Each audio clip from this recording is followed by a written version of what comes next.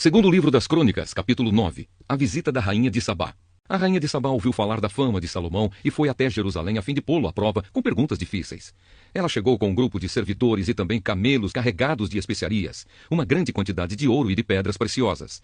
Quando se encontrou com Salomão, ela lhe fez todas as perguntas que pôde imaginar. Ele respondeu a todas. Não houve nenhuma que fosse difícil demais para ele responder. A rainha de Sabá ouviu a sabedoria de Salomão e viu o palácio que ele havia construído. Ela viu a comida que era servida na mesa dele, viu os apartamentos dos seus altos funcionários, a organização do pessoal que trabalhava no palácio e os uniformes que eles usavam. Viu os empregados que o serviam nos banquetes e os seus uniformes e os sacrifícios que ele oferecia no templo. Isso tudo a deixou de boca aberta e muito admirada. Então ela disse ao rei Salomão: tudo aquilo que eu ouvi no meu país a respeito de você e da sua sabedoria é de fato verdade. Porém, eu não pude acreditar até que vim e vi com os meus próprios olhos. Acontece que não tinham me contado nem a metade da sua sabedoria. Ela vai muito além daquilo que ouvi dizer. Que sorte tem estes seus servidores, que estão sempre ao seu lado e têm o privilégio de ouvir os seus sábios provérbios. Bendito seja o Senhor seu Deus, que ficou tão contente com você, que o tornou rei de Israel para governar em nome dele. O amor dele pelo povo de Israel é eterno e ele quer conservar este povo para sempre como uma nação. E por isso ele o fez rei de Israel, para que você possa manter a lei e a justiça. Ela entregou ao rei os presentes que havia trazido, mais de 4.000 quilos de ouro e uma grande quantidade de especiarias e de pedras preciosas. Nunca houve especiarias tão finas como as que a rainha de Sabá deu ao rei Salomão. Os homens do rei Hirão e do rei Salomão, que haviam trazido ouro da terra de Ofir, também trouxeram madeira de sândalo e pedras preciosas. Salomão usou a madeira para fazer degraus para o templo e para o palácio, e também fez harpas e liras para os músicos. Nunca tinham sido vistos em Jerusalém instrumentos musicais tão bonitos. O rei Salomão deu à rainha de Sabá tudo o que ela quis e pediu, além dos presentes que lhe deu em troca dos presentes que ela havia trazido para ele. Então a rainha e os seus servidores voltaram para Sabá, a sua terra. As riquezas de Salomão.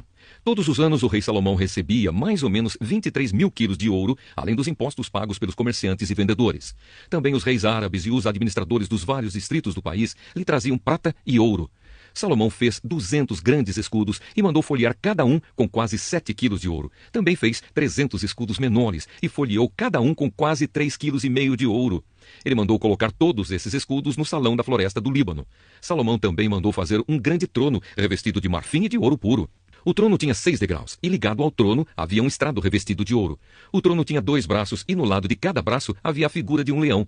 Havia também a figura de um leão nas pontas de cada degrau, isto é, havia 12 leões ao todo. Nunca tinha sido feito em qualquer outro reino um trono como este. Todas as taças que o rei Salomão usava para beber eram de ouro, e todos os objetos do salão da floresta do Líbano eram de ouro puro. No tempo de Salomão, a prata era considerada sem valor. Salomão tinha uma frota de navios que viajava até a Espanha junto com a frota do rei Hirão. Cada 3 anos a sua frota voltava trazendo ouro, prata, marfim, macacos e micos. O rei Salomão era mais rico e mais sábio do que qualquer outro rei, e todos os outros reis queriam ir ouvir a sabedoria que Deus lhe tinha dado. Todos os que chegavam traziam um presente para ele, objetos de prata e de ouro, roupas, armas, especiarias, cavalos e mulas, e era assim ano após ano. Salomão tinha 4.000 cocheiras para os seus carros de guerra e para os seus cavalos, e também possuía 12.000 cavalos de cavalaria. Ele deixou em Jerusalém uma parte deles e espalhou o resto por várias cidades que haviam sido preparadas para isso. Ele dominava todos os reis que havia desde o rio Eufrates até a terra dos filisteus e até a fronteira do Egito. Em Jerusalém, durante o seu reinado, a prata era tão comum como as pedras, e havia tantos cedros como as figueiras bravas que existem nas planícies de Judá. Ele importava cavalos de Musri e de todos os outros países. A morte de Salomão. Todas as outras coisas que Salomão fez do princípio do seu reinado até o fim estão escritas nos livros História do profeta Natã, Profecia de Aías, de Siló e Visões do profeta Ido. Esse último livro fala também do rei Jeroboão, filho de Nebate. Salomão governou 40 anos em Jerusalém como rei de toda a terra de Israel. Ele morreu e foi sepultado na cidade de Davi, e o seu filho Roboão ficou no lugar dele como rei. Carta de Judas. Saudação. Eu, Judas, servo de Jesus Cristo, irmão de Tiago, escrevo esta carta aos que foram chamados, isto é, àqueles a quem Deus, o Pai, ama e a quem Jesus Cristo protege. Que vocês tenham mais e mais a misericórdia, a paz e o amor de Deus. Os falsos mestres. Meus queridos amigos, eu estava fazendo todo o possível para escrever a vocês a respeito da salvação que temos em comum. Então senti que era necessário escrever agora para animá-los a combater a favor da fé que, uma vez por todas, Deus deu ao seu povo. Pois alguns homens que não temem a Deus entraram no meio da nossa gente sem serem notados. Eles torcem a mensagem a respeito da graça do nosso Deus a fim de arranjar uma desculpa para sua vida imoral. E também rejeitam Jesus Cristo, o nosso único Mestre e Senhor. Há muito tempo que as Escrituras Sagradas anunciaram a condenação que eles já receberam. Embora vocês conheçam tudo isso, quero lembrar que o Senhor salvou o povo de Israel, tirando-o da terra do Egito, mas depois destruiu aqueles que não creram. Lembrem dos anjos que não ficaram dentro dos limites da sua própria autoridade, mas abandonaram o lugar onde moravam. Eles estão amarrados com correntes eternas, lá embaixo, na escuridão, onde Deus os está guardando para aquele grande dia em que serão condenados. Lembrem dos moradores de Sodoma, de Gomorra e das cidades vizinhas, que agiram como aqueles anjos e cometeram imoralidades e pecados sexuais. Eles sofreram o castigo do fogo eterno, o que é um aviso claro para todos. Do mesmo modo, esses homens têm visões que os fazem pecar contra o próprio corpo deles. Desprezam a autoridade de Deus e insultam os gloriosos seres celestiais. Nem mesmo o arcanjo Miguel fez isso. Na discussão que teve com o diabo para decidir quem ia ficar com o corpo de Moisés, Miguel não se atreveu a condenar o diabo com insultos, mas apenas disse: que o Senhor repreenda você. Mas esses homens xingam aquilo que não entendem, e as coisas que eles conhecem por instinto, como os animais selvagens, são estas que os destroem. Ai deles, seguem o mesmo caminho de Caim. Por causa de dinheiro, eles se entregam ao mesmo erro de Balaão. E como Corá se revoltou e foi destruído, eles também se revoltam e serão destruídos. Com as suas vergonhosas bebedeiras, eles são como manchas de sujeira nas refeições de amizade que vocês realizam. Eles cuidam somente de si mesmos. São como nuvens levadas pelo vento que não trazem nenhuma chuva. São como árvores que, mesmo no outono, não produzem nenhuma fruta. São como árvores que foram arrancadas pela raiz e estão completamente mortas. Eles são como as ondas bravas do mar, jogando para cima a espuma das suas ações vergonhosas. São como estrelas sem rumo, para as quais Deus reservou para sempre um lugar na mais profunda escuridão. Foi Enoque da 7ª geração, a partir de Adão, quem há muito tempo profetizou isto a respeito deles. Olhem, o Senhor virá com muitos milhares dos seus anjos para julgar todos. Ele virá a fim de condenar todos os que não querem saber de Deus, por causa de todas as más ações que praticaram, e por causa de todas as palavras terríveis que esses pecadores incrédulos disseram contra Deus. Esses homens estão sempre resmungando e acusando os outros. Eles seguem os seus próprios maus desejos, vivem se gabando e bajulam os outros porque são interesseiros. Avisos e conselhos. Mas vocês, meus amigos, lembrem do que foi profetizado pelos apóstolos do nosso Senhor Jesus Cristo. Eles disseram a vocês: quando chegarem os últimos tempos, aparecerão pessoas que vão zombar de vocês. Pessoas que não querem saber de Deus e seguem os seus próprios desejos. São essas pessoas que causam divisões, pois são dominadas pelos seus desejos naturais e não têm o Espírito de Deus. Porém, vocês, meus amigos, continuem a progredir na sua fé, que é a fé mais sagrada que existe. Orem guiados pelo Espírito Santo e continuem vivendo no amor de Deus, esperando que o nosso Senhor Jesus Cristo, na sua misericórdia, dê a vocês a vida eterna. Tenham misericórdia dos que têm dúvidas, salvem outros, tirando-os do fogo, e para com os outros mostrem misericórdia com medo, odiando até as roupas deles, manchadas pelos desejos pecaminosos. Oração de louvor. Deus pode evitar que vocês caiam e pode apresentá-los sem defeito e cheios de alegria na sua gloriosa presença. Por meio de Jesus Cristo, o nosso Senhor, louvemos o único Deus, o nosso Salvador, a quem pertencem a glória, a grandeza, o poder e a autoridade desde todos os tempos, agora e para sempre. Amém. Sofonias, capítulo 1. Esta é a mensagem que o Senhor Deus deu a Sofonias no tempo em que Josias, filho de Amon, era rei de Judá. Sofonias era filho de Cusi, neto de Gedalias, bisneto de Amarias e trineto do rei Ezequias. O dia do juízo de Deus. O Senhor Deus diz: vou acabar com tudo o que existe na terra, isto é, as pessoas, os animais, as aves e os peixes. Eu vou castigar os maus, acabarei completamente com os seres humanos, castigarei o povo da terra de Judá e os moradores de Jerusalém. Farei desaparecer de Jerusalém o que ainda resta da adoração a Baal e todos esquecerão os sacerdotes que serviam esse Deus pagão. Acabarei com todos os que sobem ao terraço em cima das suas casas, e ali adoram o sol, a lua e as estrelas. E acabarei também com qualquer pessoa que adora a mim, o Senhor, e jura pelo meu nome, mas jura também pelo nome do Deus Moloque. Destruirei todos os que se afastam de mim, que não procuram a minha ajuda, nem querem obedecer às minhas leis. Está chegando o dia em que o Senhor Deus vai julgar o seu povo. Portanto, calem-se todos na sua presença. Ele vai oferecer o seu povo como sacrifício e já convidou os inimigos para o ajudarem a fazer isso. O Senhor diz: naquele dia eu vou castigar as autoridades, os filhos do rei e todos os que seguem costumes pagãos. Castigarei também todos os que me adoram como os pagãos adoram os seus deuses e aqueles que enchem o templo do seu Deus com presentes que ajuntaram por meio de roubo e violência. Naquele dia haverá gritos de dor perto do portão dos peixes, na cidade de Jerusalém.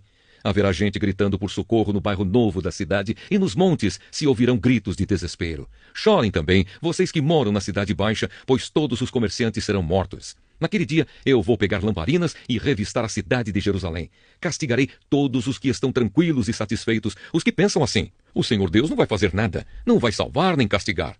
Por isso os bens deles serão roubados e as suas casas serão destruídas. Eles construirão outras, mas não morarão nelas. Farão plantações de uvas, mas não beberão o vinho. O grande dia do Senhor está perto e vem chegando depressa. Será um dia terrível em que até os soldados mais valentes gritarão de medo. Será um dia de ira, um dia de aflição e angústia, de ruína e destruição, de escuridão e trevas. Será um dia de nuvens escuras e pesadas. Será um dia de sons de corneta e de gritos de batalha de soldados atacando cidades cercadas de muralhas e protegidas por altas torres de vigia. O Senhor diz: farei cair tantas desgraças sobre as pessoas que elas andarão de um lado para outro como se estivessem cegas. Essa gente pecou contra mim e por isso o seu sangue será derramado como água e os seus corpos serão jogados fora, como lixo. Naquele dia, nem prata nem ouro os poderão salvar da ira de Deus, o Senhor. O fogo da sua ira furiosa destruirá o mundo inteiro. Ninguém escapará, pois Deus vai acabar de uma só vez com todos os moradores da terra. O Evangelho de Lucas, capítulo 23. Jesus diante de Pilatos. Em seguida, o grupo todo se levantou e levou Jesus para Pilatos. Lá começaram a acusá-lo, dizendo: pegamos este homem tentando fazer o nosso povo se revoltar, dizendo a eles que não pagassem impostos ao imperador e afirmando que ele é o Messias, um rei. Aí Pilatos perguntou a Jesus: você é o rei dos judeus? Jesus respondeu: quem está dizendo isso é o Senhor. Então Pilatos disse aos chefes dos sacerdotes e à multidão: não encontro nenhum motivo para condenar este homem. Mas eles insistiram: ele está causando desordem entre o povo em toda a Judéia. Ele começou na Galileia e agora chegou aqui. Jesus diante de Herodes. Ouvindo isso, Pilatos perguntou: este homem é da Galileia? Quando soube que Jesus era da região governada por Herodes, Pilatos o mandou para ele, pois Herodes também estava em Jerusalém naquela ocasião. Herodes ficou muito contente quando viu Jesus, pois tinha ouvido falar a respeito dele e fazia muito tempo que queria vê-lo. Ele desejava ver Jesus fazer algum milagre. Então, fez muitas perguntas a Jesus, mas ele não respondeu nada.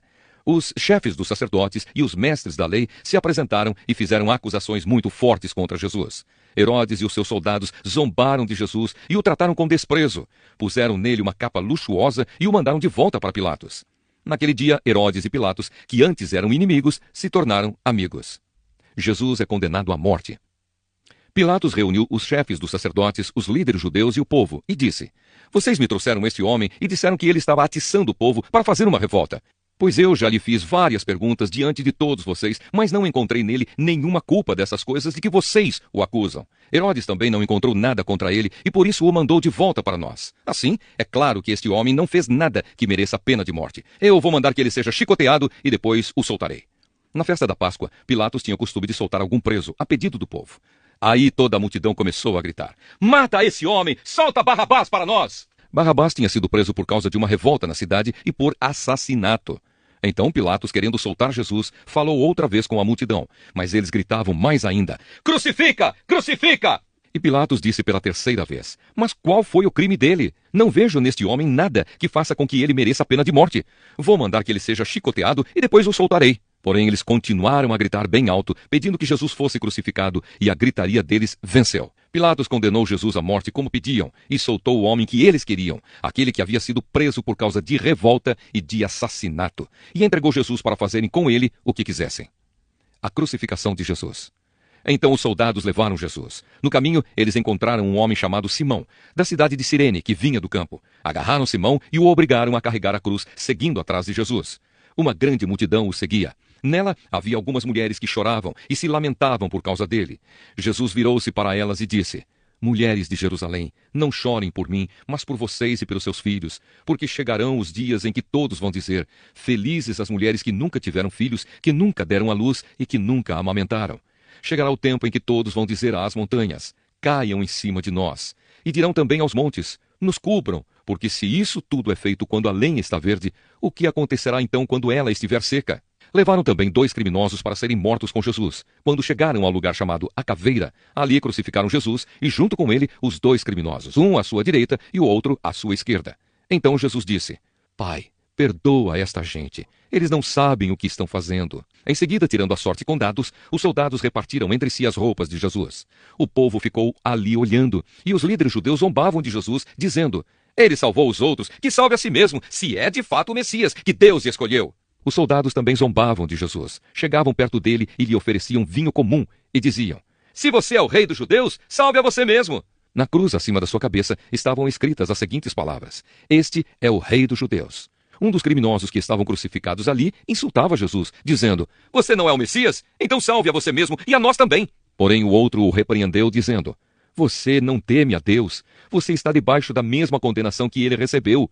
A nossa condenação é justa, e por isso estamos recebendo o castigo que nós merecemos por causa das coisas que fizemos. Mas ele não fez nada de mal." Então disse: "Jesus, lembre de mim quando o Senhor vier como rei." Jesus respondeu: "Eu afirmo a você que isto é verdade. Hoje você estará comigo no paraíso." A morte de Jesus. Mais ou menos ao meio-dia o sol parou de brilhar, e uma escuridão cobriu toda a terra até as 3 horas da tarde. E a cortina do templo se rasgou pelo meio. Aí Jesus gritou bem alto: "Pai, nas tuas mãos entrego o meu espírito."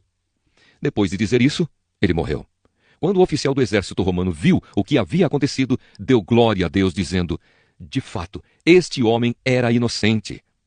Todos os que estavam reunidos ali para assistir aquele espetáculo viram o que havia acontecido e voltaram para casa, batendo no peito em sinal de tristeza. Todos os amigos de Jesus e as mulheres que o tinham seguido desde a Galileia ficaram de longe, olhando tudo aquilo. O sepultamento de Jesus. Havia um homem chamado José, da cidade de Arimateia, na região da Judéia. Ele era bom e correto e esperava a vinda do reino de Deus. Fazia parte do conselho superior, mas não tinha concordado com o que o conselho havia resolvido e feito. José foi e pediu a Pilatos o corpo de Jesus. Então tirou o corpo da cruz e o enrolou num lençol de linho. Depois o colocou num túmulo cavado na rocha que nunca havia sido usado. Isso foi na sexta-feira e já estava para começar o sábado. As mulheres que haviam seguido Jesus desde a Galileia foram com José e viram o túmulo e como Jesus tinha sido colocado ali. Depois voltaram para casa e prepararam perfumes e óleos para passar no corpo dele. E no sábado elas descansaram, conforme a lei manda.